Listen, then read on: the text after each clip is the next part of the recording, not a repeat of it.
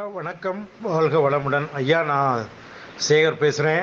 வாட்ஸ்அப்லேயும் இருக்கேன், முகநூல் பக்கத்துலேயும் இருக்கேன். ஐயா ஒரு முக்கியமான செய்தி, இதை எல்லாருக்குமே சொல்லுங்கள். ஏன்னா இன்றைக்கி மிகப்பெரிய லெவலில் பாதிக்கப்பட்டிருக்க அந்த சுகர் அப்படின்றத இன்றைக்கி ரொம்ப பெரிய வியாபாரமாக்கி கந்தரகோலம் பண்ணிட்டாங்க. நாங்களே ரொம்ப அந்த ஹெர்பல் பேட்சில் இருக்கவங்களே ரொம்ப வேதனையோடு இருக்கோம், முடியலை.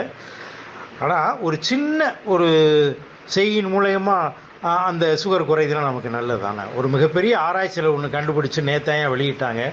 அதை எனக்கு உண்மையிலே எல்லாருக்கும் சொல்லணும்னு ஆசை. எல்லாருமே இதை கொஞ்சம் ரிஸ்க்காக எடுக்காமல் கொஞ்சம் எல்லாம் சொல்லுங்கள். வேறு ஒன்றும் இல்லையா, சுகர் பாதிக்கப்பட்டவங்க யாராக இருந்தாலும் அன்று காலையிலிருந்து அன்று இரவு அவங்க படுக்கிற வரைக்கும் அவங்க சாப்பிடக்கூடிய எல்லா உணவுகளையும், ஃபார் உதாரணம் டீ காஃபியை தவிர மற்ற இதில் சாப்பாடு சாம்பார் ஊற்றுறாங்க, இல்லை குழம்பு ஊற்றுறாங்க, அடுத்து காய்கறி வைக்கிறாங்க, வடை எது சாப்பிட்டாலுமே அதில் 2 சொட்டு எலுமிச்சம்பழ சாறு விட சொல்லி சாப்பிட சொல்லுங்கள்.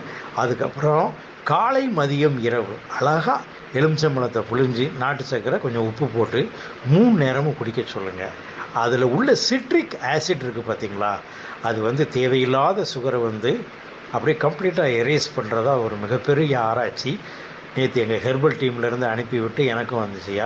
அதை சொல்லணும் எனக்கு ஆசை. நண்பர்கள், உறவினர்கள், வாட்ஸ்அப் நண்பர்கள் யாராக இருந்தாலும் சொல்லுங்கள். இன்றைக்கி எவ்வளோ தான் எலுமிச்சம்பழம் விற்றாலும் ஒரு நாளைக்கு நமக்கு 2-3 போதும், ஒரு பெரிய தப்பே இல்லை, கம்மியானது. அதனால் இந்த செய்தியை எல்லாருக்கும் பாருங்கள். நானும் முடிஞ்ச அளவுக்கு எல்லாருக்கும் சொல்கிறேன். ஏன்னா எல்லோரும் நோய் நொடியின்றி இருக்கணும். சுகருன்ற இன்றைக்கி மிகப்பெரிய ஒரு அரக்கனை ரொம்ப வளர்த்து விட்டாங்க. அது எல்லாருமே குழம்பி போய் கிடக்கும். இன்றைக்கி ஹோமியோபதி, ஹெர்பல், அலோபதியில் எல்லாமே குழம்பதி. ஒரு நல்லா இருக்கேன், நான் இதை சாப்பிட்டு எனக்கு சுகர் இப்படி ஆயிருக்குன்னு சொல்கிற இன்றைக்கி முகப்பாவனையை யாரையுமே நம்ம பார்க்க முடியல. அதனால் இது ஒரு சின்னது. அதனால் எல்லாருக்கும் நீங்கள் சொல்லுங்கள். ரொம்ப நன்றியா, வணக்கம் ஐயா, வாழ்க வளமுடன். ஐயா வணக்கம்.